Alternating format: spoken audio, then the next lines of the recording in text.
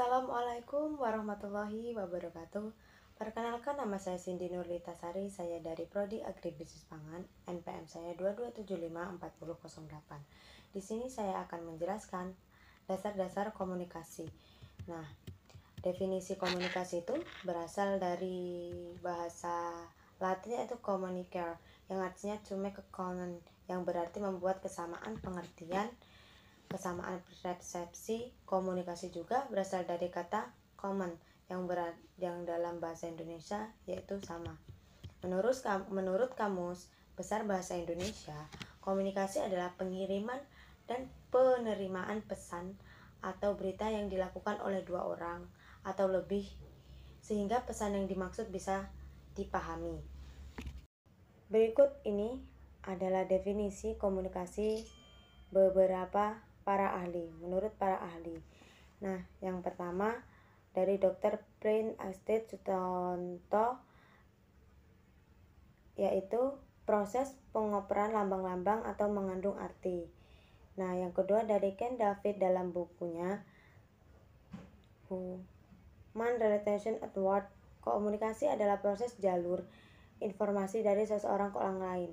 Nah, menurut James Stoner dalam bukunya Manajemen, menyebutkan bahwa komunikasi adalah proses di mana seseorang berusaha memberi pengertian dengan cara meminta pesan. Dari definisi di atas bisa disimpulkan bahwa proses penyampaian pesan atau informasi kepada orang lain. Yang kedua, apa sih itu komunikasi? Nah, kita harus mengerti arti komunikasi terlebih dahulu. Komunikasi adalah pengiriman informasi dan maknanya dari seseorang, kelompok kepada orang lain. Nah, sedangkan komunikasi bisnis adalah komunikasi manusia yang terjadi di dalam dunia bisnis, pada kantoran maupun perusahaan. Selanjutnya, terdapat 3 unsur organisasi. Yang pertama manusia, komunikasi, dan tujuan bersama. Dari ketiga unsur itu, mereka saling berkaitan dan mempunyai kesatuan antara teori organisasi yang satu dengan yang lain, mereka saling melengkapi satu sama lain.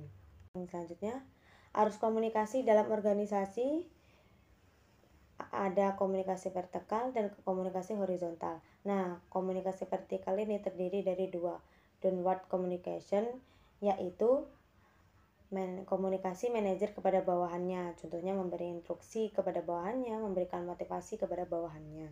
Dan yang kedua, northward communication, yaitu komunikasi bawahan kepada atasan, contohnya memberi saran dan solusi-solusi. Nah, lalu komunikasi horizontal. Nah, komunikasi horizontal ini berlangsung pada karyawan yang memiliki kedudukan yang sama.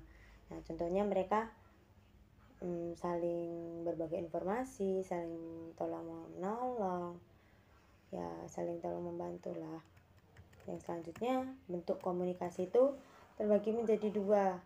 Nah, komunikasi verbal itu terdiri dari komunikasi secara lisan, bisa bicara secara langsung maupun melalui telepon. Nah, yang kedua, komunikasi secara tertulis, itu bisa menggunakan memo, surat, dokumen hukum. Dan yang kedua, komunikasi nonverbal. Nah, komunikasi nonverbal ini juga dibagi menjadi dua, komunikasi secara lisan melalui gerak tubuh dan kotak mata, dan komunikasi secara tertulis melihat benda atau warna. Nah, dalam kebahasan komunikasi ini di dalam suatu organisasi akan ditentukan oleh kesamaan pemahaman antara orang terlibat dalam kegiatan komunikasi. Kesamaan pemahaman dipengaruhi oleh kejelasan pesan, cara penyampaian pesan, perilaku komunikasi dan situasi, tempat dan waktu yang terjadi pada komunikasi itu. Nah, lalu komunikasi organisasi biasanya menggunakan kombinasi cara berkomunikasi secara lisan, tulisan, dan tayangan. Keberhasilan komunikasi di dalam suatu organisasi akan dibentuk oleh kesamaan pemahaman kepada orang terlibat dalam kegiatan komunikasi tersebut. Nah, komunikasi tidak hanya sampai pada inovatif, mengerti atau tahu, akan tetapi juga persuasif, yaitu orang yang lain bersedia menerima suatu paham atau keyakinan, melakukan suatu perbuatan atau kegiatan, sedangkan bisnis adalah menggambarkan semua aktivitas dan institusi yang memproduksi barang dan jasa tersebut dalam kehidupan sehari-hari. Komunikasi yang dilakukan dalam dunia bisnis mencakup berbagai macam bentuk komunikasi, baik komunikasi verbal maupun non-verbal. Nah, dari itulah pengertian macam-macam dari sebuah komunikasi bisnis itu. Nah, sekian, terima kasih. Mohon maaf bila ada perkataan maupun kesalahan saya dalam berbicara. Saya akhiri.